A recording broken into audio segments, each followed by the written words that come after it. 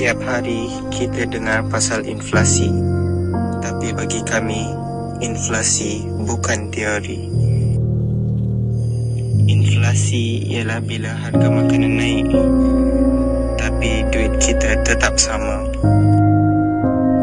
Dulu RM5 cukup makan, sekarang RM7 pun belum tentu kenyang.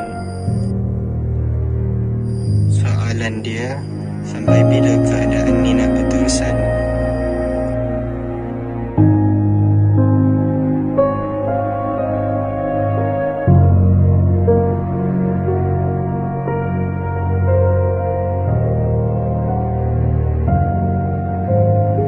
Dalam masa yang sama, kita baca berita tentang rasuah. Wang rakyat hilang berjuta berbilion.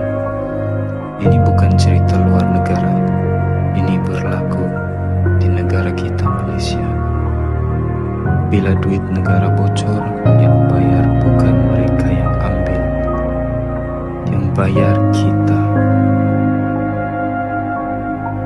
Ramai tertanya-tanya, apa kaitan rasuah dengan inflasi? Bila rasuah berlaku, kos projek naik. Bila kos naik, harga barang pun naik. Rasuah ini bukan berhenti di pejabat sahaja. Malah ia sampai ke harga makanan kita.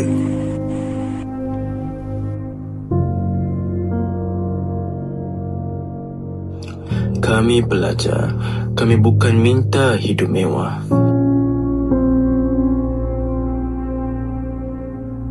Akan tetapi, kami cuma menginginkan hidup yang cukup.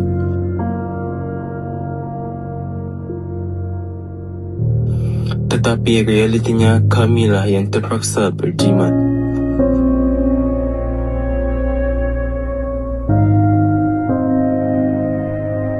Kami buat video ini bukan untuk menyalahkan sesiapa.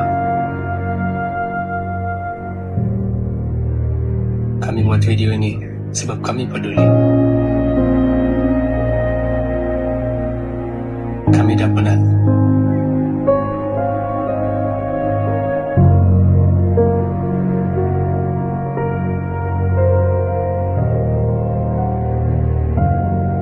Rasuah hari ini, inflasi esok.